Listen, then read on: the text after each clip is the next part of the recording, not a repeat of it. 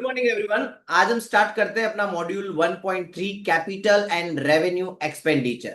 Okay, many times ये 2 या 4 MCQ जो है वो इस चैप्टर में से पूछे जाते हैं। मॉड्यूल जो फर्स्ट है हमारा फंडामेंटल्स ऑफ अकाउंट्स, उसका ये इंपॉर्टेंट चैप्टर है जिसमें से एमसीक्यू हमारा इंस्टीट्यूट पूछता रहता है। ओके, सो आज हम इसके सारे एमसीक्यू देख लेते हैं एज यूजुअल, जैसे हमने बाकी सारे चैप्टर्स के हम जो मेन क्वेश्चन है, एमसीक्यू क्वेश्चन है, जिसमें पूरा चैप्टर कवर हो जाता है, सारी वेराइटीज ऑफ एमसीक्यूज जो है जो उसके अंदर कवर हो जाती है। इन द सेम मैनर इस चैप्टर में भी सारी वेराइटीज अपने कवर करेंगे। Okay, let's start. चलिए 1.3 अपना कैपिटल एंड रेवेन्यू ट्रांजेक्शन्स।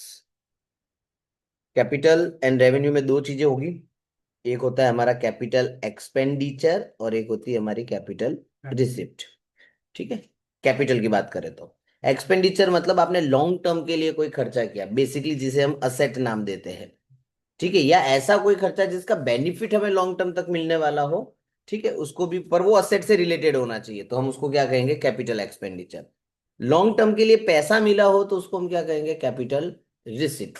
अगर आपके बिजनेस के डे टू डे जो चीजें होती है, इनकम एंड एक्सपेंस, उससे रिलेट करेगी कोई चीज, तो उसको क्या कहेंगे हम, रेवेन्यू। रेवेन्यू में भी दो होंगे, revenue expense and revenue receipt. जैसे माल बेचा तो रोज बेचेंगे, एक बार थोड़ी बेचना है, तो that is your revenue receipt. Asset बेची, वो थोड़ी बार बार बेचेंगे, तो वो कैपिटल रिसिप्ट हो जाएगी। ठीक है, जैसे खर्चा है, सैलरी हो गया, रेंट हो गया, स्टेशनरी हो गया, प्रिंटिंग का हो गया, ऑडिट फीस हो गया। ठीक है, वो सारे खर्चे रूटीन नेचर के जो बिजनेस को चलाने के लिए जरूरी है, उनको हम रेवेन्यू एक्सपेंस कहते हैं। कैपिटल एक्सपेंडिचर्स हम कहाँ दिखाएंगे? ठीक है, लॉन्ग टर्म के है तो सारे के सारे खर्चे कहाँ जाएंगे, बैलेंस शीट में। पूछे कौन सी साइड जाएंगे, तो असेट साइड जाते हैं। Import duty of raw material purchase, क्योंकि रॉ मटेरियल बार बार खरीदेंगे और उसके ऊपर हमें ये टैक्स भरना पड़ेगा, तो ये टैक्स भी हमें बार बार भरना पड़ेगा, so it is a revenue expenditure. Insurance claim received on account of machinery damage completely by fire. Insurance company ने आपको पैसे दिए क्योंकि आपकी मशीन खराब हो गई, तो वो पैसे क्या कहलाएंगे पता है? रीजन क्या उसका? क्योंकि इंश्योरेंस क्लेम हमने लिया हुआ था हमारी असेट के लिए, और असेट का जो खर्चा होता है वो नॉन रिकरिंग होता है, वन टाइम होता है। ठीक है, that does not arise from normal business operation. So this type of receipt compensate for the loss of capital asset. ये असेट का लॉस है, and not for the business on going revenue generating activity. Day to day business की routine activity नहीं है ये, इसलिए asset damage हुई, उसका जो लॉस है उसकी भरपाई इंश्योरेंस क्लेम से हुई है, तो वो कैपिटल रिसिप्ट कहलाएगा। An expenditure is capital in nature when, वो कैपिटल नेचर कब कहलाएगा? तो फर्स्ट लिखा है, receiver of the amount is going to treat it for the purchase of fix asset. मतलब ऐसा बोल रहे हैं कि सामने वाले का इंटेंशन ऐसा है कि वो उसको असेट मान लेगा, तो वो कैपिटल हो जाएगा। दूसरा लिखा है, when it increase the quantity of asset. Third है कि paid as interest on loan for the business. Business के लोन का इंटरेस्ट तो रेवेन्यू होता है। मशीन को मेंटेन करना, असेट को मेंटेन करना मतलब रिपेयरिंग का खर्चा। रिपेयरिंग के खर्चे में भी हमें याद रखना होता है कि कोई भी खर्चा हो जिससे असेट की एफिशिएंसी बढ़ती है, तो वो कैपिटल नेचर होगा। एफिशिएंसी नहीं बढ़ती है, वो रेवेन्यू नेचर होगा। Increase the quantity of fix asset का मतलब होता है यहाँ पे, it implies an investment in a long term asset. मैंने फिक्स असेट्स खरीदी, मेरे पास पहले 5 थी, उसकी जगह मैंने 10 कर दी, तो ये लॉन्ग टर्म इन्वेस्टमेंट है। That's why this option is a capital expenditure. पहले वाले में क्यों वो कैपिटल एक्सपेंडिचर नहीं है? क्योंकि आपके इंटेंशन से थोड़ी कुछ होता है, वो असेट होनी चाहिए, आपने मान लिया असेट, इसका मतलब वो असेट नहीं होती है। असेट की डेफिनेशन फुलफिल होनी चाहिए। इंटरेस्ट ऑन लोन, वो तो हम हर महीने पे करते हैं, हर साल पे करते हैं, तो वो रेवेन्यू नेचर का है। असेट को मेंटेन करना, रिपेयरिंग का खर्चा, कुछ नहीं दिया होता तो रिपेयरिंग का खर्चा हमेशा रेवेन्यू माना जाता है। अगर यहाँ लिखा होता असेट को मेंटेन करने के लिए खर्चा किया जिससे असेट की लाइफ बढ़ गई, जिससे असेट की एफिशिएंसी बढ़ गई, तो डी को भी हम कैपिटल एक्सपेंडिचर कहते हैं। नथिंग इज गिवन तो फिर रिपेयरिंग को हम नॉर्मली रेवेन्यू एक्सपेंस कहेंगे। ये रिपीट हुआ है ऊपर वाले का। A bad debt recovered during the year, बोलो। कैपिटल मिला है, हाँ पैसा रिकवर्ड है। तो रिसिप्ट ही होगा, या तो कैपिटल या फिर रेवेन्यू। अब कई बार हमको ऐसा लगता है कि सर पैसा तो 3 साल पहले डूबा था, बंदे ने अभी दिया, तो ये लॉन्ग टर्म नहीं हुआ। नहीं, ये लॉन्ग टर्म नहीं हो सकता, क्योंकि वो पैसा जो डूबा था आपका, वो आपका रेगुलर सोर्स ऑफ पैसा था, इनकम थी। आपने माल बेचा था, डेटर क्रिएट हुए थे, डेटर आपको पैसे देते, ये डे टू डे एक्टिविटी में फॉल होता है। और वो पैसा भले ही कभी भी डूबा हो, जब भी वापस मिलेगा वो रेवेन्यू ही कहलाएगा, क्योंकि वो डायरेक्टली आपके बिजनेस से रिलेट करता है, डे टू डे ऑपरेशन से। ठीक है, so the answer is revenue receipt. चलो फिर, festival advance of 25,000 given to employ at the time of Diwali. Diwali के टाइम पे आपने अपने एम्प्लॉय को 25,000 रुपए एडवांस दिए। हम्म, ये कोई खर्चा ही नहीं है, it is not an expense. कारण एम्प्लॉय को सैलरी देते हो ना, वो खर्चा है। आपने जब उसको एडवांस दिया ना, तो वो असेट की तरह ट्रीट होता है, पर वो खर्चा नहीं है, ध्यान रखना। वो खर्चा नहीं, it is one kind of loan की तरह आप मानोगे इसको। ठीक है, लिखा है festival advance given to employ is not an expense, it is considered a liability of the company's balance sheet. Liability कैसे हो सकती है? As it is expected to be recovered from the future salary, making it an advance and not a true expenditure. Liability नहीं, asset लिखो वहां पे, और तुम्हारे में एक्सप्लेनेशन नहीं है, छोड़ो। आप किसी को एडवांस देते हो, तो वो क्या होता है? किसी को तुमने पैसे दिए कि जाओ वापरो, तो वो क्या होगा? इन्वेस्टमेंट हुआ। इन्वेस्टमेंट कहाँ दिखाएंगे आप? Asset set. अब वो इन्वेस्टमेंट लॉन्ग टर्म का है, 5 साल तक चलने वाला है, वो टेम्पररी है। टेम्पररी मतलब ठीक है, अगले 2 महीने की सैलरी में से हम क्या कर देंगे, उसको सेट ऑफ कर देंगे। लेकिन जब तुम उसको सैलरी पे करोगे, जैसे ऐसा मानो कि उसकी सैलरी 40,000 रुपए की, ठीक है, तुमने नवंबर अक्टूबर महीने में उसको 25,000 एडवांस दे दिए सैलरी के अलावा, दिवाली के टाइम पे। अब नवंबर में कितनी सैलरी दोगे उसको?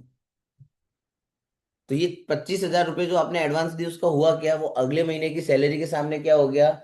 सेट ऑफ हो गया। तो नेक्स्ट महीने का वो रेवेन्यू एक्सपेंडिचर है, इस महीने का वो खर्चा नहीं माना जाएगा। ठीक है, इसको एक्सपेंस ही नहीं मान सकते, ये एडवांस है। और आप उसको कैपिटल एक्सपेंडिचर कैसे मानोगे? ये लॉन्ग टर्म तो है नहीं आपका, ये आपकी कोई असेट या वगैरह कोई किसी की लाइफ तो बढ़ा नहीं रहा है। डेफर्ड रेवेन्यू हो नहीं सकता। ये डेफर्ड रेवेन्यू तो वो खर्चे होते हैं जो आज करता हूं और बेनिफिट 5 साल 10 साल तक मिलता है मुझे। रेवेन्यू एक्सपेंडिचर अभी उसको बोल नहीं सकता, क्योंकि वो इस महीने की सैलरी है नहीं, वो नेक्स्ट मंथ की सैलरी है। तो नेक्स्ट महीने में वो रेवेन्यू एक्सपेंडिचर होगा। इस महीने में तो, अक्टूबर महीने में तो 25,000 सैलरी मैंने लिख ली होगी, और बाकी के 15,000 मैं थोड़ी पीएनएल में डेबिट करूंगा, क्योंकि अकाउंटिंग तो हम 31 मार्च को करते हैं। अगर मैं मंथली भी कर रहा हूं, तो मैं अक्टूबर महीने में सिर्फ कितना बताऊंगा? 25,000, और बाकी का 15,000 मैं असेट में लिख लूंगा कि भाई मिस्टर XYZ को 15,000 रुपये एक्स्ट्रा दिए। असेट साइड क्यों लिखूंगा? क्योंकि मुझे उससे वापस रिकवर करने हैं। और अगले महीने में रिकवर कैसे करूंगा? वो मुझे देगा नहीं, मैं उसकी पगार में से क्या कर दूंगा, उसको कट कर दूंगा। ठीक है, सो याद रखना ये फेस्टिवल एडवांस है। अच्छा, फेस्टिवल बोनस होता तो खर्चा होता हुआ। ठीक है, एडवांस मतलब आपको लेने हैं वापस उससे, बोनस का मतलब आपने खर्चा कर दिया है। ठीक है, which of the following is considered as deferred revenue expenditure? Deferred revenue मतलब जिसका फायदा तुम्हें, इसमें बोल रहा हूँ, क्या रेवेन्यू रूटीन नेचर होता है ना। बोनस हम फेस्टिवल के टाइम पे बड़ी बड़ी कंपनियां देती है अपने एम्प्लॉय को, क्यों देती है? ताकि वो खुश रहे, उनका मोरल इंक्रीज रहे। और वो कौन है? वो तुम्हारे डे टू डे बिजनेस में काम करने वाले लोग हैं। इसलिए उनका असेट से कोई लेना देना नहीं है, वो रूटीन नेचर का खर्चा माना जाएगा, भले ही तुम साल में एक बार देते हो। जैसे इंश्योरेंस प्रीमियम क्या है, तुम साल में एक ही बार भरते हो ना, फिर भी उसका नेचर क्या हुआ? रेवेन्यू नेचर हुआ। ठीक है, क्योंकि वो लॉन्ग टर्म वाला खर्चा नहीं, वो पर्टिकुलर ईयर का ही खर्चा माना जाएगा। उसका बेनिफिट थोड़ी तुमको 8 10 साल तक मिलने वाला है। समझ में आ रहा? बोनस का बेनिफिट हर साल देगा ना बोनस तो। होली पे भी दूंगा, दिवाली पे भी दूंगा, कोई ओकेजन आया, कंपनी ने जोरदार प्रॉफिट किया, बोले बोनस दे दो एम्प्लॉय को। तो ये रूटीन उनके वेलफेयर का खर्चा बोल सकते हैं, उनका मोरल बूस्ट करने का खर्चा बोल सकते हैं। तो वो रेवेन्यू नेचर का होगा। चलो, इसमें से कौन सा डेफर्ड रेवेन्यू एक्सपेंडिचर है? बोलो, रिपेयरिंग एंड मेंटेनेंस। तो हर महीने करते हो, या साल में करते होंगे 2 3 बार रिपेयरिंग। हर महीने भी होता है। Free sample of a new product, रोज बांटोगे, हर महीने बांटोगे, कि जब प्रोडक्ट लॉन्च होगा तब बांटोगे, तभी बांटेंगे ताकि प्रोडक्ट को प्रमोट कर सके हम। ठीक है, बट एक टाइम तो आएगा ना जब मैं फ्री सैंपल बांटना बंद कर दूंगा, प्रोडक्ट सब जगह पहुंच गया, सभी सप्लायर्स के पास, कस्टमर के पास, सबने यूज करना शुरू कर दिया, मैं फ्री सैंपल क्यों दे रहा हूं उनको? क्या रीजन होता है फ्री सैंपल देने का? आपके प्रोडक्ट एडवर्टाइजमेंट हो, और दूसरा मुझे आने वाले टाइम में कस्टमर मिले, इसलिए मैं उनको फ्री में देता हूँ कि आप यूज कीजिए, उसको अच्छा लगेगा तो वो कस्टमर बनेगा। क्योंकि अभी मेरा प्रोडक्ट नया है और अगर मैं पैसे मांगूंगा तो वो बोलेंगे नहीं चाहिए, ऑलरेडी है हमारे पास ऐसा प्रोडक्ट, फ्री में दूंगा तो उसको यूज करेंगे। कई बार आप दुकानों में भी देखो ऐसा होता है, फ्री सैंपल्स दिए जाते हैं कि आप रखो, लोगों को यूज करने के लिए देना, अच्छा लगे तो ऑर्डर देना हमें। और फिर उसके बाद वो दुकानदार जो है वो मैन्युफैक्चरर या होलसेलर को ऑर्डर लिखवाता है। तो इंटेंशन क्या होता है मेरा? एक तो मार्केटिंग वाला इंटेंशन होता है, और सबसे इंपॉर्टेंट इंटेंशन मेरा यहाँ पे ये होता है, पोटेंशियल कस्टमर, आने वाले टाइम में मैं अपने कस्टमर बना पाऊंगा, to generate the interest and future sales and the benefit extend beyond the current period. क्या कस्टमर एक ही साल के लिए बनाओगे? आज जो मैं खर्चा कर रहा हूं उसका बेनिफिट मुझे आने वाले कई सालों तक मिलने वाला है। Making it a deferred revenue expenditure, खर्चा आज किया, फायदा बहुत सारे अकाउंटिंग पीरियड में मिलने वाला है, तो इसको हम कहेंगे deferred revenue expenditure. Office equipment तो क्या हो जाएगा हमारा? Capital expenditure. Rent paid in advance, ठीक है, वो भी अपने रेवेन्यू नेचर का ही होता है बेसिकली देखा जाए तो, या फिर हम उसको एडवांस को तो हम बेसिकली कंसीडर ही नहीं करते हैं। और रिपेयरिंग एंड मेंटेनेंस कुछ मेंशन किया नहीं है, अगर मेंशन किया होता तो भी दो ही ऑप्शन थे इसमें, या तो रेवेन्यू होगा या कैपिटल हो सकता है। ये फ्री सैंपल एकमात्र ऐसा खर्चा है जो मैं करूंगा आज और फायदा मुझे सालों साल तक मिलेगा। हाँ, कितने साल तक मिलेगा वो एग्जैक्टली आप नक्की नहीं कर सकते। जैसे मैं बोलूं कि मैंने 50,000 रुपए का खर्चा किया इसमें, तो अभी मुझे क्या करना है, इस साल के अंदर एक एस्टिमेट करना है कि इसका फायदा कब तक मिलेगा। एग्जैक्ट तो मैं बता ही नहीं सकता, 2 साल तक भी मिल सकता है, 5 साल तक भी मिल सकता है, तो मैं एक रफ एस्टिमेट करूंगा अपने पास्ट डेटा को ध्यान में रखते हुए कि भूतकाल में ऐसा हुआ था, तब हमें फायदा कितने टाइम तक मिलेगा। ठीक है, मार्केट में इसका टर्म्स क्या चल रहे हैं, ऐसे कौन कौन से कॉम्पिटिटिव प्रोडक्ट चल रहे हैं, बहुत सारी चीजों को कंसीडर करके मैं एक एस्टिमेट तैयार करूंगा 5 साल। तो मैं 50,000 के खर्चे को क्या कर दूंगा, 5 से डिवाइड कर दूंगा, मतलब हर साल मैं इसको कितना खर्चा कंसीडर करूंगा, 10,000। तो मैं हर साल पी एंड एल में डेबिट साइड 10,000 डालूंगा, तब वो रेवेन्यू बनेगा। और बाकी के 40,000 मुझे बैलेंस शीट में कहाँ लिखना पड़ेगा, asset side. It is a nature of capital, और जब दोनों मिल जाते हैं तो उसको कहा जाता है डेफर्ड रेवेन्यू एक्सपेंडिचर, क्योंकि लगता वो रेवेन्यू है बट वो होता नहीं है रेवेन्यू। रेवेन्यू मतलब जो एक ही साल का खर्चा हो, और ये एक साल से ज्यादा का है, इसलिए इसका नाम रखा गया है डेफर्ड रेवेन्यू। डेफर्ड का मतलब होता है इन फ्यूचर। चल, 8,000 spent on travelling expense of a partner to a foreign trip for a purchase of asset which is to be used for the business. Partner गए थे फॉरेन ट्रिप करने के लिए, क्यों गए थे? असेट को खरीदने के लिए। तो उनका travelling expense P and L में डेबिट करोगे कि असेट में ऐड करोगे? को रिलेट करो पॉइंट को, कंडीशन याद करो, कैपिटल एक्सपेंडिचर किसे कहते हैं?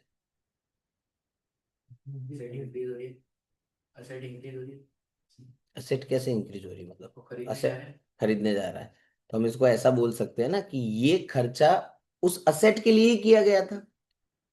अगर असेट नहीं खरीदते तो फॉरेन में जाने की जरूरत ही नहीं पड़ती, गया क्यों, पर्पस क्या था उसका, असेट खरीदने, तो ये डायरेक्टली असेट से रिलेटेड हुआ। ठीक है, वहां जाके उसने होटल में खाना खाया, या फिर वहां जाके कोई घूमने चला गया कहीं पे फॉर एग्जाम्पल, और वहां पे उसने 2,000 रुपये वापस डाले, तो वो असेट से रिलेटेड नहीं हुआ है। ये उसका जो ट्रेवलिंग का पर्पस ही किया था उसका, असेट को परचेज करना, तो ये डायरेक्टली आपकी असेट से रिलेट कर रहा है, तो ये खर्चा क्या कहलाएगा, कैपिटल एक्सपेंडिचर।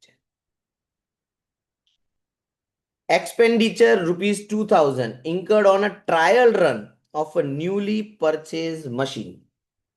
नई मशीन खरीदी, उसको ट्रायल किया गया कि मशीन सही चल रही है कि नहीं चल रही है। बोलो, बार बार करोगे ट्रायल? किस पे कर रहे हो ट्रायल? मशीन नहीं होती तो ट्रायल होता? तो फिर ये कौन सा खर्चा हुआ, कैपिटल एक्सपेंडिचर। अच्छा, ऐसा बोलो, ट्रायल रन के लिए एक बंदे को खड़ा रखा आपने, बोले ध्यान रखने का, इधर सुपरविजन करने का, मशीन नहीं होती तो भी वो तो वही होता ना, बाकी चीजों पे भी तो सुपरविजन कर रहा होता, तो उसकी पगार वो रेवेन्यू मानी जाएगी। उसका डायरेक्टली मशीन के साथ कोई लेना देना नहीं है। हमको हमेशा एक चीज चेक करनी है, डायरेक्ट रिलेशन एस्टेब्लिश करना है। अगर मशीन से डायरेक्ट रिलेशन एस्टेब्लिश होता है तो वो खर्चा कैपिटल कहलाएगा। रिपेयरिंग कॉस्ट 20,000 की है। व्हाइट वॉश एक्सपेंस, वो व्हाइट कलर का चूना वूना लगाते हैं, वो 10,000 का। Cost of extension of building, building को एक्सटेंड किया गया, थोड़ा रिनोवेट करके एक आध रूम और बनाई गई, 3.5 लाख का खर्चा हुआ। इलेक्ट्रिक वायरिंग सिस्टम जो था उसको इंप्रूव किया गया, नए वायर वगैरह लगाए गए, उसमें 19,000 का खर्चा हुआ। पूछा क्या है, amount to be expense. Expense का मतलब होता है रेवेन्यू। पूछ रहे इसमें से बताओ रेवेन्यू एक्सपेंडिचर कितना।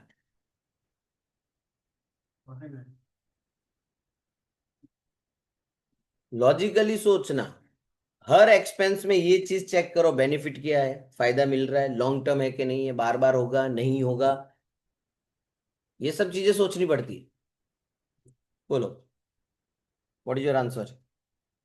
देखो रिपेयरिंग में कुछ मेंशन किया है, तो ये रेवेन्यू है। व्हाइट वॉश मतलब खाली चूना लगाना, कल हमने देखा था शायद कोई पेंटिंग वाला आया था कि भाई बिल्डिंग को पेंट वगैरह हम करते हैं, तो ये भी रेवेन्यू नेचर का हुआ। बिल्डिंग को एक्सटेंड किया, लॉन्ग टर्म खर्चा है, बिल्डिंग ऐड हो रही है उसके अंदर। बिल्डिंग के अंदर जो वायरिंग लगी हुई है उसको आपने इंप्रूव किया, जैसे न्यू वायरिंग डलवा दी, बार बार डलवाओगे। न्यू वायरिंग क्यों डलवाई, कारण क्या, रीजन क्या न्यू वायरिंग डलवाने का। हम घर पे भी कई बार घर पुराना हो जाता है तो पूरी वायरिंग चेंज करवानी पड़ती है।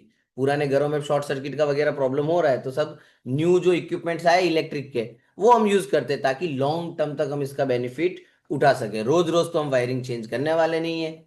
ठीक है, सो इसका बेनिफिट डायरेक्टली असेट से मिल रहा है हमको। मेरी बिल्डिंग की जो वैल्यू है, एफिशिएंसी इस वायरिंग से चेंज हो जाएगी। पुरानी बिल्डिंग जो है वो थोड़ा नहीं कहलाएगी। व्हाइट वॉश भी तो करवाई दिया, लेकिन व्हाइट वॉश तो मैं हर दिवाली पे कराऊंगा। व्हाइट पेंटिंग करने से बिल्डिंग की वैल्यू नहीं बढ़ जाएगी, उसकी एफिशिएंसी नहीं बढ़ जाएगी। एक्सटेंशन करने से बिल्डिंग ही बढ़ गई है, तो वो तो प्योरली कैपिटल एक्सपेंडिचर हुआ। ये वायरिंग को भी क्या कहलाएगा, ये कैपिटल एक्सपेंडिचर। सो रेवेन्यू में दो आए 30,000। अगर इसी में पूछा होता कैपिटल एक्सपेंडिचर कितना, तो आंसर होता 3,69,000। इसलिए ये ऐसा नहीं, देखो उन्होंने पूछा कि अमाउंट टू बी एक्सपेंस, तो आप ऐसा मत समझो कि दोनों एक्सपेंस है, एक्सपेंस हमेशा रेवेन्यू ही होता है। ऐसा पूछा होता amount to be capitalize in asset, तो 3,69,000 आंसर होता। चलो एनपीओ आया, life membership fees received by a club. Capital expenditure कैसे हुआ, ये तो पैसा मिला ना, कैपिटल रिसिप्ट, पैसा गया नहीं है। Cost of goods purchase for resale, माल बेचने के लिए खरीदना पड़ता है, रोज रोज खरीदेंगे, revenue expenditure. Insurance claim on account of machinery damage completely by fire, insurance claim मिला, आगे आया था, capital receipt. Expenditure is capital in nature when, ये भी रिपीट हुआ है, quantity of fix asset. Which one is not considered as capital expenditure, ये book में सही करना, वहां पे शायद डिमोलिशन लिखा होगा। इट इज डेप्रिशिएशन, डेप्रिशिएशन थोड़ी कैपिटल होता है, वो तो हर साल लगता है। हाँ, आर्किटेक्ट फीस, बिल्डिंग बनाने में वगैरह आर्किटेक्ट को पेमेंट करना होता है, directly related to asset. Building को तोड़ना पड़ा, डिमोलिशन कॉस्ट, वो भी थोड़ी बार बार तोड़ेंगे। एंड प्रॉपर्टी को बाय करने के लिए डॉक्यूमेंट्स वगैरह तैयार करने पड़े, वो भी प्रॉपर्टी से रिलेटेड है। तो ये तीनों चीजें जो है ये आपकी डायरेक्टली बिल्डिंग से रिलेट करती है। ठीक है, और ये बार बार होने वाली चीजें नहीं है। क्यों बंद हो गया, इधर बंद हो गया, क्या क्या प्रेम दो, जादू टोना कर गया है मनबुद्ध नहीं है।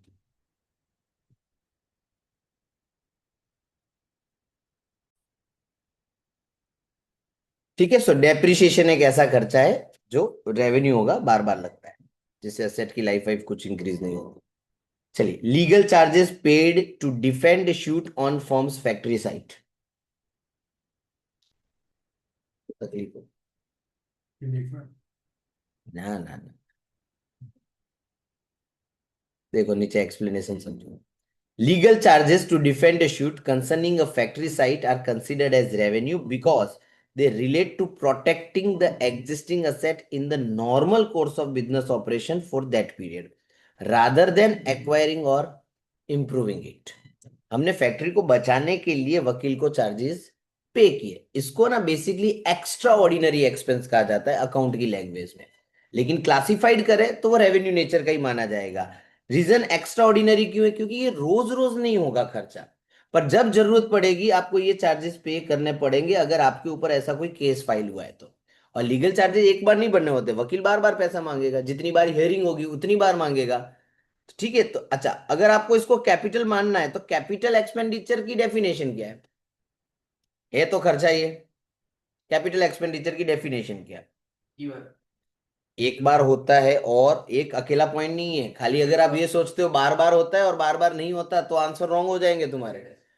उसका बेनिफिट मुझे मिलना चाहिए मेरे फ्यूचर के अंदर, बिजनेस के अंदर मुझे उसका इकोनॉमिक गेन मिलना चाहिए, वो असेट मुझे कमा के देनी चाहिए, तब जाके मैं उसको असेट कह सकता हूँ। उसकी एक एस्टिमेटेड लाइफ होनी चाहिए।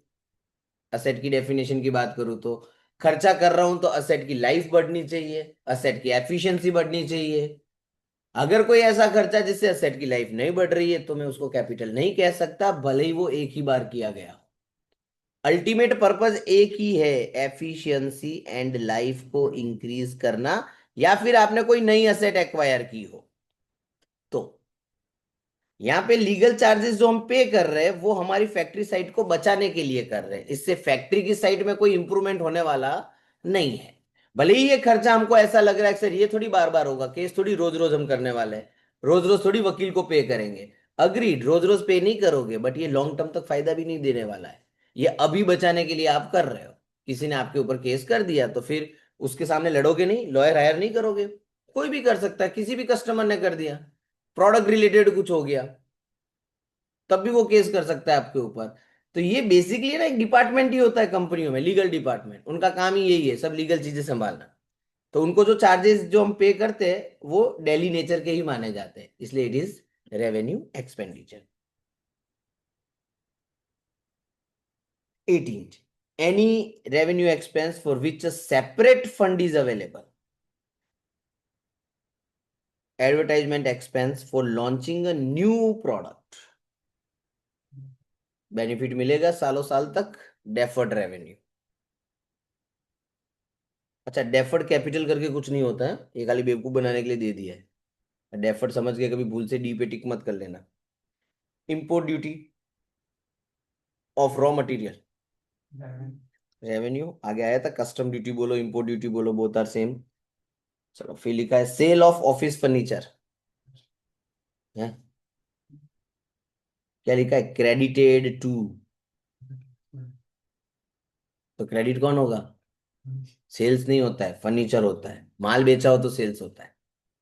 Interest paid on loan taken for purchase of asset,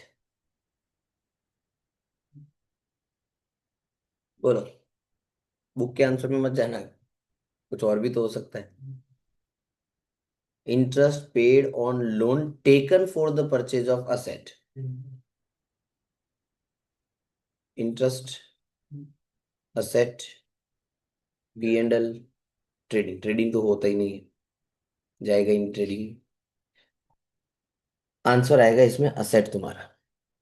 sir क्यों? तो वहां पे साइड में लिखो, वहां पे AS16। क्या है AS16? तो उसके आगे लिखो बोरोइंग कॉस्ट। बोरोइंग कॉस्ट क्या है? तो ये स्टैंडर्ड जो बनाया है ICAI ने, कि बोरोइंग कॉस्ट का मतलब जब तुम लोन वगैरह लेते हो, मैं ब्रीफली बता रहा हूं, इंटर में डिटेल में देखेंगे इसको, कि वो जो इंटरेस्ट का खर्चा है या उस लोन से रिलेटेड कोई और खर्चा है। क्वेश्चन अराइज होता है कि सर वो P&L में जाना चाहिए कि बैलेंस शीट में असेट में प्लस हो जाना चाहिए। नॉर्मल सिनारियो में हमने अभी तक देखा है कि इंटरेस्ट हम कहाँ डेबिट करते हैं? P&L में डेबिट करते हैं। लेकिन अगर तुमने कोई लोन किसी असेट को बाय करने के लिए दिया हो या एक्वायर करने के लिए लिया हो, वहां पे एक कंडीशन रखी हुई है AS16 में, वो असेट QA होनी चाहिए। QA का मतलब क्वालिफाइंग असेट। क्वालिफाइंग असेट वो असेट होती है जिसको बनने में नॉर्मली एक टाइम लगता है, इंस्टेंटली नहीं बन जाएगी। जैसे मैं बिल्डिंग बना रहा हूं, तुरंत हो जाएगी? बिल्डिंग बनने में 1 साल 2 साल 3 साल लगेंगे, तो मुझे लोन तो लेना पड़ेगा बैंक से। मैंने बैंक से लोन लिया, किसके लिए? बिल्डिंग बनाने के लिए। तो उस लोन का जो ब्याज होगा वो मेरी असेट में जाएगा, पीएनएल में नहीं जा सकता। एग्जाम्पल के तौर पे समझो, आपने 1 अप्रैल को एक लोन लिया 1 लाख रुपए का, 10% उस पर ब्याज है, तो पूरे साल का ब्याज कितना हुआ? 10,000 रुपये होने वाला है, ठीक है। अब ये लोन क्यों लिया? बोले सर हम एक असेट लेने वाले हैं, और वो असेट क्वालिफाइंग असेट है, मतलब जिसको बनने में टाइम लगेगा। और वो असेट बनानी शुरू की मैंने 1 मई से, ठीक है। और बन के तैयार हो गई वो, फॉर एग्जाम्पल हम ऐसा मान लेते 1 दिसंबर को। कब शुरू की थी मैंने? 1 मई को। कब खत्म हो गई वो असेट? 1 दिसंबर को। तो मई से लेके दिसंबर तक कितने महीने हुए?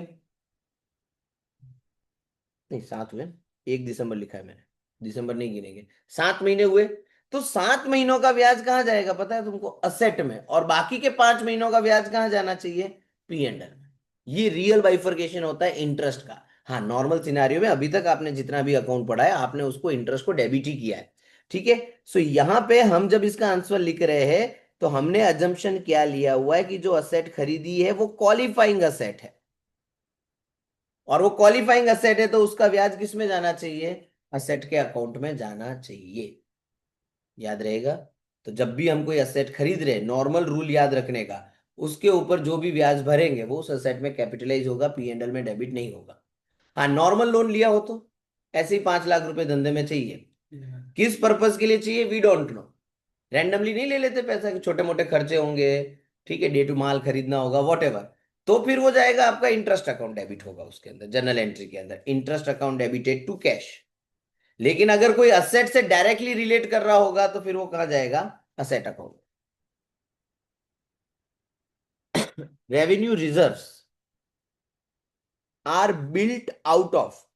पूछ रहे कि रेवेन्यू रिजर्व्स कहां से बनाते हो, कहां से बिल्ट होता है ये? पीएनएल अकाउंट बनाते हैं हम, यहां से हमको क्या मिलता है? कई बार पता है तुमको ऐसा लिखा हुआ आता है कि ट्रांसफर टू जनरल रिजर्व, ऐसा पॉइंट आता है। हम उसको कहाँ लिखते हैं? Transfer to general reserve final account में कहाँ लिखते हैं? ट्रांसफर टू जनरल रिजर्व कहाँ लिखते हैं? जनरल रिजर्व लाइबिलिटी में लिखते हैं। Transfer to general reserve PNL में डेबिट करते हैं। पीएनएल में डेबिट करने का मतलब क्या होता है? आपने ये जो पैसा कमाया इसमें से लिया, ये पैसा कौन सा होता है? आपका डे टू डे बिजनेस कर रहे हो उसका होता है, कि असेट बेच के कमाया आपने? Day to day trading PNL account से ये प्रॉफिट आ रहा है, ये मेरे रूटीन नेचर का हुआ।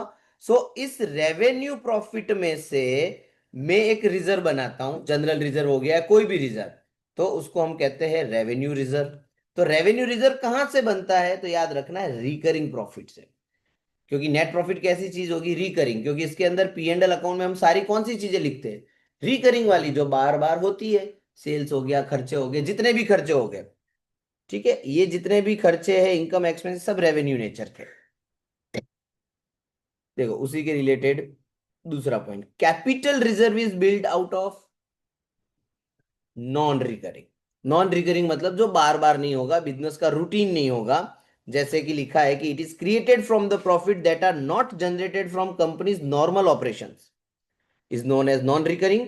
जैसे कि सेल ऑफ फिक्स असेट हो गया, असेट को रिवैल्यूएट किया, ठीक है, शेयर्स वगैरह प्रीमियम पे इश्यू किए, तो उस टाइम पे जो हमारा रिजर्व क्रिएट होता है वो कौन सा होता है? Capital reserve. और कैपिटल रिजर्व के लिए नेचर क्या आता है? नॉन रिकरिंग प्रॉफिट, जो बार बार होने वाला नहीं है। जैसे मैंने कोई असेट बेची, असेट बेचने से मैं कोई प्रॉफिट कमाता हूं, तो क्या वो बार बार होने वाला है? असेट आप बार बार बेचोगे, तो उसको कहा जाता है नॉन रिकरिंग प्रॉफिट। कभी कभार हो गया, बेच दिया सेट, तो ठीक है। जो रोज रोज प्रॉफिट होते हैं, day to day trading PNL, उसको रिकरिंग कहा जाता है। चलो बताओ, इसमें से कौन सा कैपिटल नेचर का प्रॉफिट है? सॉरी, कौन सा कैपिटल नेचर है? ट्रक रोज रोज खरीदते हो, असेट है, कैपिटल नेचर हुआ, ओके। ओल्ड ट्रक को रिप्लेस करके नए ट्रक लेके आए, वो भी तो असेट ही हुई, capital nature. Cost of repairing of a truck mention नहीं है, ऐसा लिखा नहीं है। मैंने टायर में हवा भराई, मैंने ऑयलिंग कर दिया गियर में। नहीं नहीं, नॉर्मल रिपेयरिंग को हम नॉर्मली क्या मानते हैं? रेवेन्यू मानते हैं। अभी तक जितनी बार रिपेयरिंग आया उसमें हमने क्या माना? रेवेन्यू माना।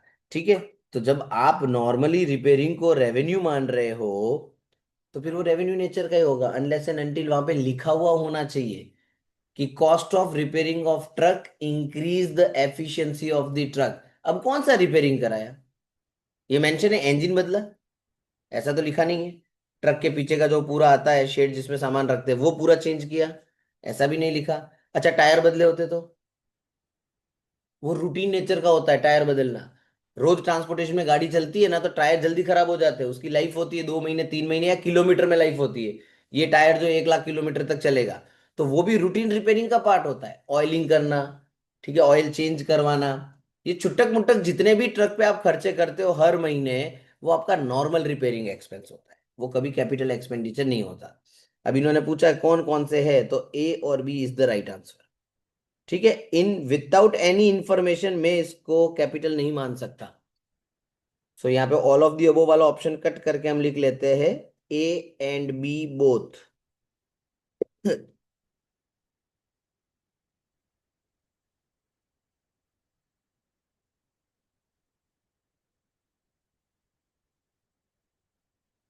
5,000 incurred for upgradation of computer by installation of 128 MB RAM. Computer को अपग्रेड किया, रैम वगैरह इंक्रीज कर दी, कंप्यूटर की एफिशिएंसी बढ़ेगी, कंप्यूटर अच्छे से परफॉर्म करेगा, कैपिटल एक्सपेंडिचर।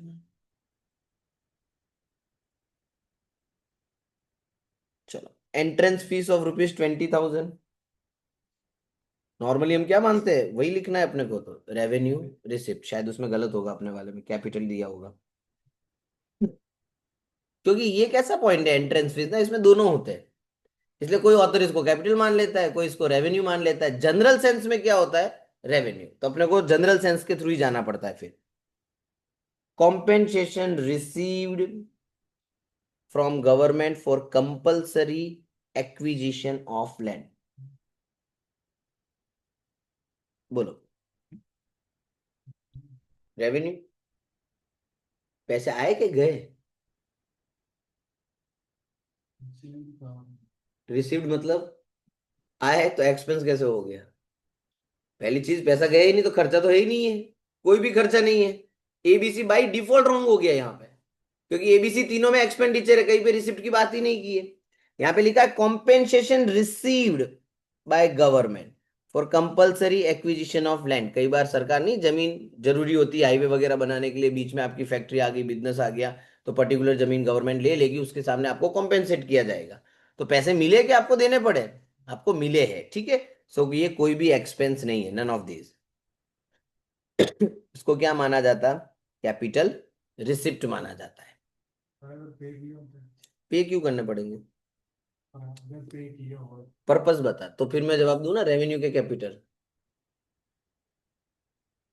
पर्पस क्या? गवर्नमेंट को हमको पे करने, किस चीज के?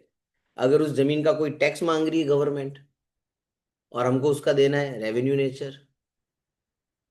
कोई डिस्प्यूट हो गया उसके ऊपर, सरकार बोल रही है तो हमारी जमीन है, तुम बोल रहे हो तुम्हारी है, सरकार ने बोला पैसे दे दो जमीन ले लो, सेटलमेंट किया गया, 1 करोड़ की जमीन का 50 लाख पे गवर्नमेंट ने नक्की कर दिया तुमको देने के लिए तैयार है, कैपिटल एक्सपेंडिचर। तुम पे कर रहे हो तो तुम पर्पस समझो कि है क्या, वो पर्पस के हिसाब से वो खर्चा नक्की होगा। All revenue receipt and expenditures are shown in, बोलो, trading and P and L. Balance sheet में तो आते ही नहीं है। कैश फ्लो स्टेटमेंट वो स्टेटमेंट है, कोई अकाउंट नहीं है, ठीक है। उसके अंदर सिर्फ रेवेन्यू रिसिप्ट एंड एक्सपेंडिचर्स नहीं होते हैं, उसके अंदर सिर्फ कैश रिलेटेड चीजें होती है, वो रेवेन्यू भी हो सकती है, कैपिटल भी हो सकती है। Statement of affairs is nothing but your opening balance sheet. जब आपके पास कोई अमाउंट नहीं होती तो बैलेंसिंग फिगर फाइंड आउट करने के लिए ओपनिंग बैलेंस शीट कई बार प्रिपेयर करना होता है। सो ये है तो balance sheet, statement of affairs. सिर्फ रेवेन्यू हम कहाँ दिखाते हैं? Trading P&L account. Bad debt recover during the year, repeat हुआ है, revenue receipt. Which of the following is not a revenue expenditure? Not revenue expenditure. Petrol day to day, revenue. Cost of saleable goods, माल बेचने के लिए माल खरीदा, रेवेन्यू। Bad debts, revenue, routine nature का है। Premises given on lease is capital, ऐसा नहीं कि लास्ट ऑप्शन बचा इसलिए कैपिटल। गिवन ऑन लीज का मतलब लॉन्ग टर्म। और जब आप लीज देते हो, आप देखो कई बार बैलेंस शीट में लीज होल्ड प्रॉपर्टी करके वर्ड आता है, हम उसको असेट में लिखते हैं। उसका कारण क्या? लीज मतलब क्या?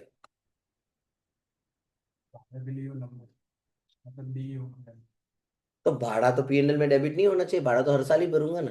नहीं फिर एक साथ भर ना, तो डेफर्ड रेवेन्यू होता है। फिर भी घूम फिर के सपोज 10 साल का भाड़ा तूने एक साथ भर दिया, तो हर साल तो तू उतना ही रिकॉर्ड कर पाएगा। बोल पड़ना क्या बोल रहा है? इतने समय की मालिकी अपनी। वो तो अपने भाड़े के मकान में रहते हैं, तो मालिकी आपके पास नहीं होती। 11 महीने के लिए तुमने घर भाड़े पे लिया है, तो फिर 11 महीने के लिए घर तो तुम्हारा ना, कि कोई भी आ जाएगा मकान मालिक कभी भी रहने के लिए आ जाएगा कि चलो 10 दिवस माटे खाली करो मारे रेगू से। ऐसा तो हो नहीं सकता। लीज दो टाइप की होती है, ध्यान से समझना। मैं हल्का सा डिटेल में ले जाता हूं। एक होती है ऑपरेटिंग लीज, एक होती है फाइनेंशिंग लीज। ऑपरेटिंग लीज का मतलब होता है जो रिस्क एंड रिवॉर्ड होता है वो ट्रांसफर नहीं होगा। जैसे घर भाड़े पे लेना, उसमें रिस्क एंड रिवॉर्ड ट्रांसफर नहीं होगा।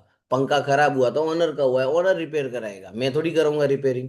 बिल्डिंग में अगर कलर खराब हो गए तो तुम कराओगे, 11 महीने के लिए घर भाड़े पे लिया है तो। नॉर्मली हम सामने वाले को बोलते हैं कि भाई मुझे 2-4 साल और रहना है, कलर आपको करवाना पड़ेगा, तो मकान मालिक कलर करवा के देता है अपने को। ठीक है, क्यों? क्योंकि रिस्क एंड रिवॉर्ड ट्रांसफर नहीं होते। कल उठ के उसमें कुछ भी होगा तो मेरा कोई लेना देना नहीं है। फाइनेंस लीज वो लीज होती है जिसमें रिस्क एंड रिवॉर्ड ट्रांसफर हो जाते हैं। कैसे ट्रांसफर हो जाते हैं? जैसे 10 साल के लिए कोई असेट है और आपने 9 साल के लिए उसको रेंट पे लिया। आपने पूरी असेट की लाइफ तो यूज कर ली, मैक्सिमम लाइफ किसने यूज की? आपने यूज की। और 9 साल के बाद भी क्या होता है पता है? असेट क्या बन गई अब? स्क्रैप। ऑलमोस्ट खत्म होने की कगार पे वो। और वो असेट आप ही लेते हो वापस ऑनर से। ऐसा होता है लीज एग्रीमेंट के अंदर। लॉन्ग टर्म के जो लीज एग्रीमेंट होते हैं जिसमें असेट जो होती है जिसकी मैक्सिमम लाइफ आप ही यूज कर लेते हो, तो उसको कहते हैं फाइनेंस लीज। फाइनेंस लीज आपके लिए असेट होती है। और जो ऑपरेटिंग लीज होती है ना, वो आपके लिए एक्सपेंस की तरह होता है। सो हमें कैसे पता चले? तो याद रखने का, आपने एक बहुत बड़ी असेट गिवन ऑन लीज कुछ नहीं दिया हो, तो फिर हम उसको लॉन्ग टर्म पर्पस मानेंगे, फाइनेंस लीज मानेंगे। इसलिए मैंने उसको कैपिटल एक्सपेंडिचर माना, इसलिए हम उसको बैलेंस शीट में असेट साइड बताते हैं। ये कैसी चीज है? आप असेट को कब रिकॉर्ड करते हो बैलेंस शीट में असेट साइड? जब वो आपकी हो या किसी और की हो। अगर तुम्हारी नहीं हो तो क्या मैं उसको असेट में लिख सकता हूं? मेरे बाजू वाले की गाड़ी में मेरी बैलेंस शीट में लिख सकता हूं। लेकिन कई बार ऐसे टाइम आते हैं जब अकाउंट ये कहता है लिखना पड़ेगा। और उसके लिए कॉन्सेप्ट पढ़ा था हमने, सब्सटेंस ओवर फॉर्म करके, याद हो तो। Reality versus लीगालिटी। हर बार लीगालिटी नहीं देखी जाती कि लीगली ऑनर हो के नहीं। Sometimes you have to check the reality. जैसे ईएमआई पे एक्टिवा खरीदी, ऑनर बन गए, कब बनोगे? हायर परचेज में पढ़ा था ना लॉ में। हाँ, तो फिर भी बैलेंस शीट में कौन दिखाता है एक्टिवा? आप ही दिखाओगे। एक्टिवा होंडा कंपनी वाला थोड़ी दिखाएगा। वो तो महीने में 1000 एक्टिवा बेचता है, तो 1000 का डेप्रिसिएशन वो थोड़ी गिनने बैठेगा। उसके लिए तो वो प्रोडक्ट हुआ। तो यहाँ पे अकाउंट के कुछ प्रिंसिपल्स जो है वो कंफ्लिक्ट करते हैं। और वहां पे ये लोग ये बोलते हैं कि रियलिटी देखनी पड़ेगी, लीगलिटी नहीं देखनी पड़ेगी। रियलिटी क्या है? असेट को यूज कौन कर रहा है? आप लोग कर रहे हो। कितने टाइम तक? मैक्सिमम टाइम तक। आप एक्टिवा ईएमआई पे खरीदते हो तो आपका इंटेंशन होता है क्या डिफॉल्ट करने का, कि मैं 4 ईएमआई नहीं भरूंगा? आपका तो यही होता है ना, हमने लिया है और हम सारी ईएमआई भरेंगे। उस कॉन्सेप्ट को ध्यान में रखते हुए इसको हम असेट मानते हैं। जब हम कोई भी ऐसी प्रॉपर्टी, जैसे ये लीज होल्ड प्रॉपर्टी, आप ऑनर नहीं हो इसके लीगली, लेकिन सिचुएशन एंड फंडामेंटल सर्कमस्टेंसेज आप देखो तो ऐसा ही लग रहा है ऑनर तो आप ही हो। 10 साल के लिए एसेट खरीदी मैंने, ऑनर में हूं, वापर आप रहे लो। और कितने साल तक वापर रहे हो तुम लोग? 9 साल तक। मतलब मैक्सिमम लाइफ कवर कर दी तुमने। हाँ, 10 साल की एसेट है और मैं तुमको 2 साल के लिए दूं ना, तो फिर ये गड़बड़ है। तो फिर मैं नहीं बोल सकता कि एसेट मेरी है। लेकिन मैक्सिमम टाइम के लिए तुम ले लेते हो। इसमें और भी दो तीन चीजें होती है जिसे हम चेक करना पड़ता है कि ये आपकी असेट है कि नहीं है, वो भी अपने चर्चा नहीं करते। बट नॉर्मली याद रखने का कि कोई भी असेट लीज पे दी हो इन नॉर्मल सिनारियो वो कैपिटल एक्सपेंडिचर होगा। लेकिन अगर मैंने यहाँ पे ऐसा वर्ड लिखा होता ऑपरेटिंग लीज, तो याद रखना आंसर रेवेन्यू एक्सपेंडिचर। कुछ नहीं दिया है कैपिटल एक्सपेंडिचर, ऑपरेटिंग वर्ड लिखा हुआ है तो क्या मान लेना उसको, रेवेन्यू एक्सपेंडिचर। चलो, received from Solomon and company an invoice for 1500 for repairing to factory walls. बोलो, फैक्ट्री की दीवारों में काम करवाया थोड़ा रिपेयरिंग का। मैंने पहले ही बोला अगर किसी की असेट की लाइफ नहीं बढ़ रही ऐसा मेंशन नहीं है तो रिपेयरिंग के खर्चे को क्या मानना है आपको, revenue expenditure. Which is intended to be used long term to earning profit there from. बोलो, कौन सा वो खर्चा है जिसमें इंटेंशन आपका ये होता है कि आने वाले कई सालों तक हम इस चीज से पैसा कमाएंगे।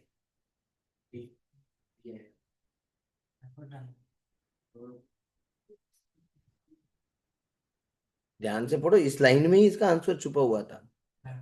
Used over long term for earning benefit, ये मुझे कमा के देगा आने वाले सालों में, अभी मैं खर्चा कर देता हूं।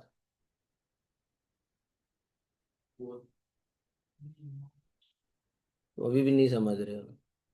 एक डेफिनेशन मैंने असेट की डेफिनेशन में क्या बोला था, फ्यूचर इकोनॉमिक बेनिफिट मुझे उससे मिलना चाहिए। मैं मशीन खरीदूंगा, क्यों खरीद रहा हूं, ऐसे ही टाइम पास के लिए। ये मशीन क्या करके देगी मुझे, कमा के देगी। मतलब ये मशीन मुझे क्या कमा के दे रही है, प्रॉफिट। इस इंटेंशन से मैं इस असेट को खरीदता हूँ। हाँ, आप कोई एडवर्टाइजमेंट का वगैरह खर्चा करते हो तो वो एक्चुअली रेवेन्यू नेचर का होता है, लेकिन आपने पेमेंट एक साथ कर दिया जिसकी वजह से वो क्या बन गया, डेफर्ड रेवेन्यू बन गया। लेकिन जब मैं आपको ऐसा बोलूं आपका intention long term profit earn करने का है, उसके लिए आप कोई चीज को यूज कर रहे हो, तो वो कौन सा खर्चा मानना है, कैपिटल एक्सपेंडिचर। ठीक है, पॉइंट को कई बार बहुत ध्यान से पढ़ना पड़ता है नहीं तो कंफ्यूजन हो जाता है। क्लियर नहीं? बोलो, कोई कंफ्यूजन? तुमको कुछ और लग रहा हो तो बताओ, क्लियर करिए। अमिताभ बच्चन वाला होता था, इंटेंशन क्या था, कम फॉर्म था। ऐड करने का मतलब क्या होता है बेसिकली। अच्छा, कंपनी एडवर्टाइजमेंट कब करती है, नया प्रोडक्ट या प्रमोट या इंट्रोडक्शन करने के लिए, कस्टमर्स में कंज्यूमर्स में अवेयरनेस रखने के लिए, लोगों के साथ कांटेक्ट में रहने के लिए। So that is usually your advertisement expense, जो हर कंपनी करती है, हर साल करती है। अमिताभ बच्चन से आप ऐड करवा रहे हो, वो आपके उसी साल का खर्चा है। प्रॉब्लम क्या हो गई, पेमेंट आपने 5 साल का एक साथ दे दिया उसको कि भाई तेरे को 5 साल तक करना है वो। आप हर साल जो उसका अमाउंट होगा वो आप इसमें डालने वाले हो, एक्सपेंस में डालने वाले हो। आर यू श्योर कि उससे तुमको बेनिफिट होगा ही होगा, 110%। हम एक एक्सपेक्टेशन लेके बैठे हैं कि मेरा पोटेंशियली मेरे कस्टमर बढ़ेंगे, लेकिन मशीन लाता हूं तब क्या मेरा इंटेंशन होता है, ये मुझे कमा के देगी। एक ही मकसद होता है, ये प्रोडक्ट बनाएगी, मैं प्रोडक्ट मार्केट में जाके बेचूंगा, और अगर ये मुझे कमा के नहीं दे रही मैं इसको बेच दूंगा, ये मेरे कोई काम की नहीं है सेट। इसलिए यहां पे लिखा है इंटेंशन यूज करना लॉन्ग टर्म के लिए, मकसद क्या आपका, प्रॉफिट कमाना। सो जनरल सेंस में अगर आप देखोगे तो ये असेट की बात कर रहे हैं, that is capital expenditure. Which of the following are included in the trading and P and L account, revenue. Trading and P and L में तो सब रेवेन्यू होता है। 47,000 paid for installation of a new machinery in the factory should be debited to machinery, क्योंकि किसका installation किया है, machine का, which is necessary. Which of the following is a capital expenditure, annual maintenance એટલે repairing जैसा हो गया, कुछ नहीं दिया है तो revenue. Repairing of N equipment, revenue. Purchase किया माल बेचने के लिए, revenue. Equipment, cost of a stand by equipment, equipment खरीदने का खर्चा, कैपिटल एक्सपेंडिचर। इक्विपमेंट थोड़ी बार बार खरीदेंगे, इक्विपमेंट मतलब असेट हमारी।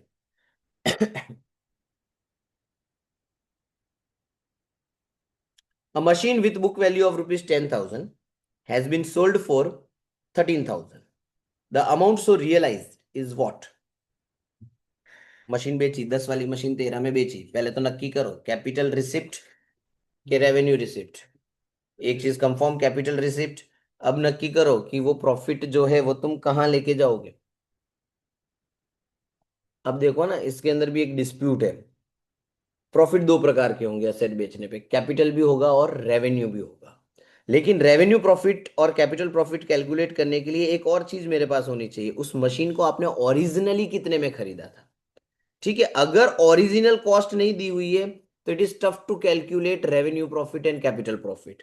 सो इन नॉर्मल सिनारियो याद रखना है, अगर कुछ नहीं दिया है और कोई असेट बेची है, कैपिटल रिसीव्ड, प्रॉफिट कहां ट्रांसफर होगा, कैपिटल रिजर्व में। आगे एक सवाल आएगा जिसमें अभी हम ढूंढेंगे कैपिटल प्रॉफिट और रेवेन्यू प्रॉफिट दोनों को अलग करके बताऊंगा। Compensation paid to retrenched employees for loss of employment. Retrench मतलब एम्प्लॉय को आपने निकाल दिया, लेकिन आपने उसको धक्के मार के नहीं निकाला, टर्मिनेट नहीं किया है, डिसिप्लिनरी एक्शन नहीं लिया है।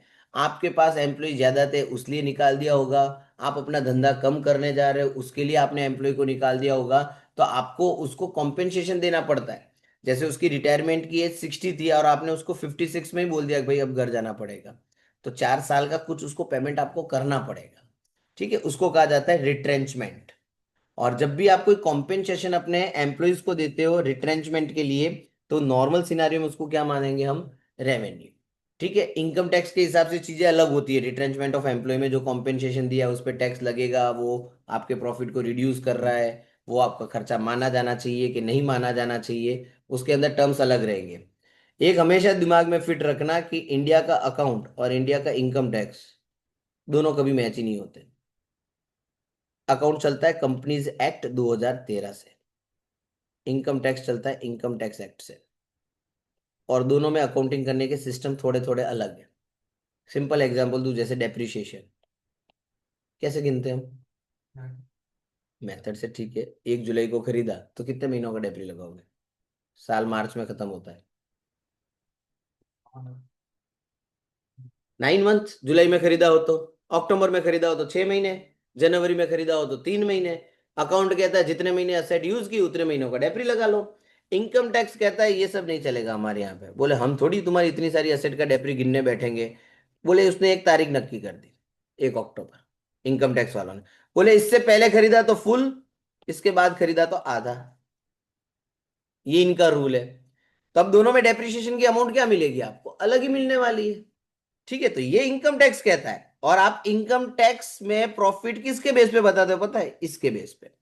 तो जब आप अपने कंपनीज एक्ट से जो अकाउंट प्रिपेयर करके इनकम टैक्स के पास लेके जाते हैं तो उसको रिवाइज करना पड़ता है। इनकम टैक्स वाला बोलता है ये हटाओ, ये खर्चा नहीं मानेंगे, इसको निकालो यहाँ से। तुम यहाँ पे प्रॉफिट लेके आए 5 लाख और जाके बोला कि हमको तो टैक्स भरने को नहीं आ रहा। इनकम टैक्स ने हिसाब किताब किया, बोले 12 लाख भरो टैक्स। वही चीज है, बट उनके हिसाब से प्रॉफिट 12 लाख है और तुम्हारे हिसाब से प्रॉफिट 5 लाख है। क्यों ऐसा, जैसे हम पी एंड एल में डेबिट साइड लिखते हैं जनरल रिजर्व, मैंने 5 लाख रुपए जनरल रिजर्व में डाले तो कॉमन सेंस से मेरा प्रॉफिट क्या हो गया, कम हो गया। प्रॉफिट कम हुआ तो टैक्स नहीं आना चाहिए। इनकम टैक्स वाला बोलता है बेवकूफ समझा, ये प्रॉफिट तो तुम्हारा ही था ना 5 लाख भी, ये कौन सा तुम्हारा खर्चा है, जनरल रिजर्व के पैसे गए कहाँ, किसको दिए, तुम्हारे पास ही है। तो तुम्हारा प्रॉफिट तो 10 लाख है, 5 लाख नहीं है। वो 5 लाख रुपए तुम्हारे वापस प्रॉफिट में वो ऐड कर देंगे, ऐसे खर्चे सारे हटाएंगे वो पी एंड एल से। जितने भी रिजर्व्स होते हैं जो हम पी एंड एल में डेबिट करते हैं वो तुम्हारा खर्चा ही नहीं है। तो इनकम टैक्स वाला बोल रहा है खर्चा नहीं है तो उसको हटाओ वहां से, तुम्हारा प्रॉफिट बढ़ जाएगा। पर हम अकाउंटिंग में देखें तो हमारा नेट प्रॉफिट अलग आता है, इनकम टैक्स वाला बोलेगा नेट प्रॉफिट वहां पे अलग आएगा, इसलिए तुमको टैक्स ज्यादा भरने को आता है। इसलिए थोड़ा सोच समझ के खर्चे दिखाने होते हैं। चलो, क्लीनिंग एंड ग्रीजिंग कुछ नहीं दिया है तो revenue. Cost of registration and documentation of a newly formed company. कौन सी एसेट खरीदी, कंपनी फॉर्म की है, बिल्डिंग नहीं। बिल्डिंग का रजिस्ट्रेशन एंड डॉक्यूमेंटेशन नहीं है। कंपनी फॉर्म करेंगे तो आरओसी के पास डॉक्यूमेंट देने पड़ेंगे, डायरेक्टर्स के सारे एड्रेस वगैरह फिलअप करने पड़ेंगे, वकील से कई सारी चीजें करवानी पड़ेगी, एमओए बनाना पड़ेगा, एओए बनाना पड़ेगा, इनकॉर्पोरेशन सर्टिफिकेट मिलेगा, बिजनेस को कमेंस करने का सर्टिफिकेट होता है, नॉमिनल चार्जेस आरओसी को पे करने पड़ते हैं, तब जाके मेरी कंपनी इंडिया में रजिस्टर्ड होती है।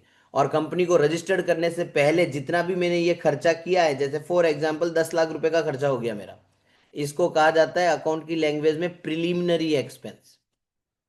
कंपनी के इनकॉर्पोरेशन के पहले के खर्चे, जिसका फायदा मुझे आने वाले सालों में मिलेगा। कंपनी थोड़ी एक साल के लिए खोल रहा हूं, सालों साल तक इसका बेनिफिट मिलेगा। So it is deferred revenue expenditure. अगर आपने बिल्डिंग खरीदी होती तो कैपिटल एक्सपेंडिचर। ये आपने क्या किया है, एक कंपनी बनाई, कंपनी बनाने के लिए आपको छुटक मुटक खर्चे करने पड़ेंगे। ये खर्चे क्या एक ही बार होंगे, इसका फायदा एक ही बार ले रहे हो। ये खर्चे क्यों कर रहा हूं, मेरा पर्पस क्या है, मेरी कंपनी रजिस्टर्ड हो जाए और फिर मैं सालों साल तक बिजनेस करूं। तो इसका बेनिफिट तुमको आने वाले कई सालों तक मिलेगा। अब कई साल का मतलब क्या, वो किसी को नहीं पता होता है, वो एस्टिमेट होता है खाली। तो हमने नक्की किया 10 साल के लिए।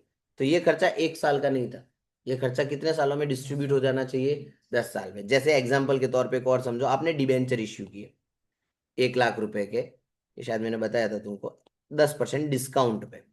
तो तुमने लोगों से 90 लिए, डिस्काउंट कितने का दिया, तो ये तुम्हारे लिए खर्चा हुआ। पर ये डिबेंचरों का पेमेंट तुम 5 साल में करने वाले हो। तो ये खर्चे का बेनिफिट, तुमने जो उनको डिस्काउंट दिया उसका फायदा तुम 5 साल तक उठा रहे हो। तो ये खर्चा तुम एक ही साल में पीएनएल में डेबिट नहीं कर सकते, तुमको इसको कितने सालों में डिवाइड कर देना पड़ेगा।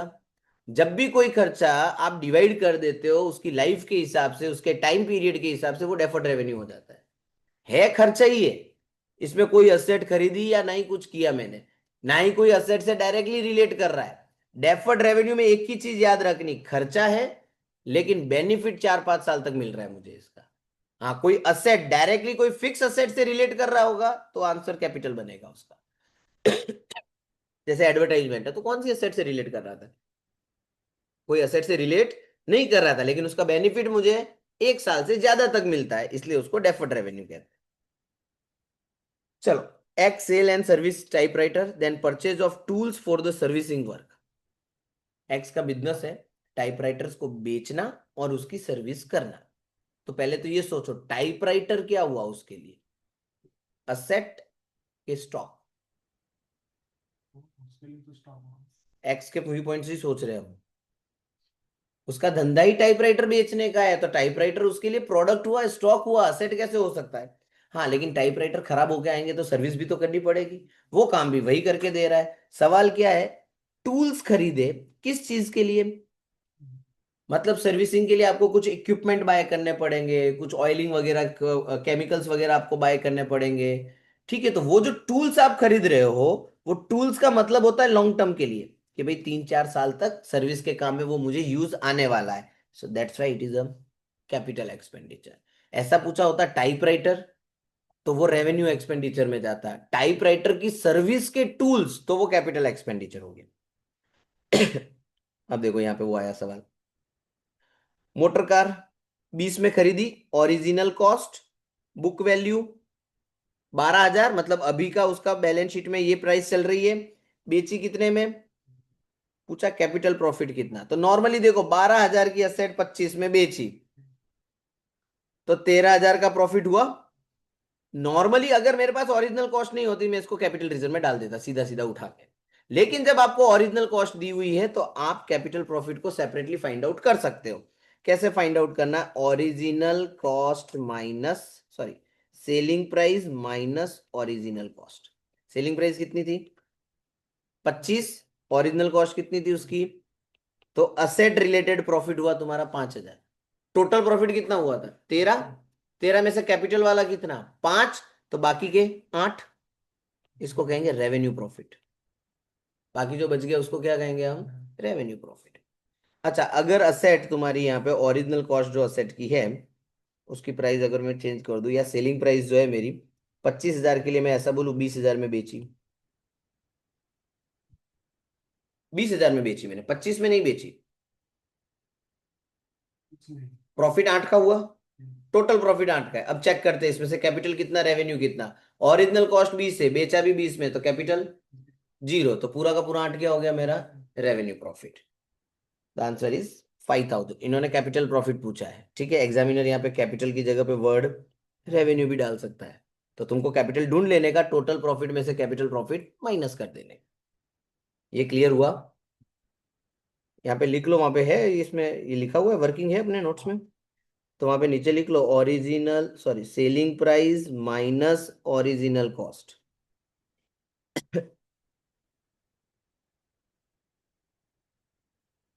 दूसरा, ये कौन सा कैपिटल प्रॉफिट हुआ? रेवेन्यू प्रॉफिट का भी लिखवा देता हूँ formula, original cost minus book value. Original cost कितनी थी? 20। बुक वैल्यू कितनी? 12। प्रॉफिट कितना हुआ? 8। ठीक है, बट रिलाइज पे ही करना, go with this formula only, वो तो मैंने साइड में लिखवाया खाली। चलो, subsidy of ₹40,000 received from the government for working capital by a manufacturing concern. बोलो, 40,000 रुपए मिले सरकार ने आपको दिए वर्किंग कैपिटल के लिए एक मैन्युफैक्चरिंग कंपनी को। कारण? नहीं, मैन्युफैक्चरिंग कंसर्न, बट वर्ड क्या है पता है तुमको? वर्किंग कैपिटल के लिए दिए। और वर्किंग कैपिटल का मतलब होता है डे टू डे। गवर्नमेंट ने तुमको हेल्प की कि ठीक है आप काम वाम करो, हम पैसे देते हैं थोड़े तुमको, revenue receipt. Amount received from IDBI as a medium term loan, medium term loan का मतलब 1 साल से ज्यादा के लिए है, for augmenting the working capital is which receipt? Working capital के लिए मिला, तो सपोर्ट करने के लिए तुम्हारी नीड को, लेकिन लोन आपको मीडियम टर्म के लिए मिला है। बोलो, है तो रिसिप्ट, पैसा मिला है, एक्सपेंडिचर तो हो नहीं सकता ये, तो या तो आंसर कैपिटल होगा या रेवेन्यू होगा। सर कैसे पता चलेगा? याद रखना, अगर शॉर्ट टर्म लिखा होता तो revenue, long term and medium term लिखा हो तो क्या मान लेने का उसको? कैपिटल। इसमें क्या हो गया, पैसा ले लिया मैंने एक साथ और मैं हर साल उसका वर्किंग कैपिटल में यूज करने वाला हूं, तो उसका जो ब्याज होगा, सॉरी वो जो लोन है, वो मेरी कैपिटल रिसिप्ट है। 47,000 paid for installation of new machinery should be debited to machinery. Clear? खत्म। अब इसके बाहर का तो कुछ भी नहीं होने वाला है। एक या दो एमसीक्यू पूछते हैं इसमें से।